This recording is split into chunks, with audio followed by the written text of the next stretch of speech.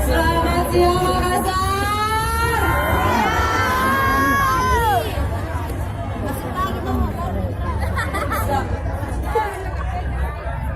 Kepada kami Assalamualaikum warahmatullahi wabarakatuh. Salam sejahtera bagi kita semua.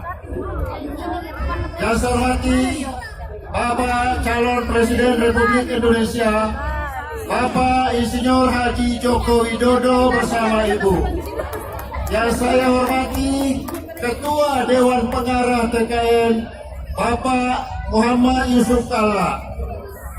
Yang saya hormati Ketua-Ketua Umum DPP Partai, Ketua DPD Partai, dan hadirat yang saya hormati. Pertama-tama kami laporkan kepada Bapak Jokowi bahwa yang hadir di sini adalah sebagian kecil dari masyarakat Sulawesi Selatan yang sempat datang ke Makassar. Mereka datang dengan caranya masing-masing untuk bertemu langsung dengan kebanggaannya calon presiden nomor urut 1. Bapak Jokowi yang saya hormati, saya laporkan bahwa selama ini TKD dan partai-partai pendukung beserta relawan memang sibuk membersihkan hoax, membersihkan berita bohong yang selalu menghantui, merusak, dan mengganggu pikiran masyarakat Sulawesi Selatan.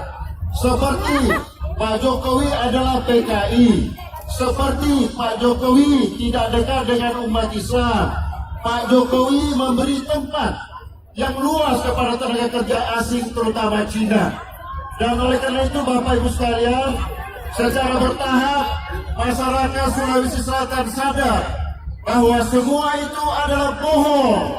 Ya, semua itu adalah bohong, dan secara bertahap penerimaan masyarakat terhadap Pak Jokowi di Sulawesi Selatan terus meningkat. Insya Allah Bapak, kami akan berusaha memenuhi target nasional apa yang telah ditentukan di Surabaya waktu lalu. Akhirnya kami minta kepada Bapak menyampaikan pesan-pesan khusus kepada seluruh masyarakat Sulawesi Selatan. Apa yang Bapak akan lakukan dan apa yang akan dilakukan di Sulawesi Selatan untuk seluruh masyarakat.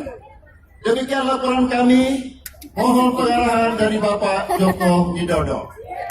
Kemudian kami undang beberapa tokoh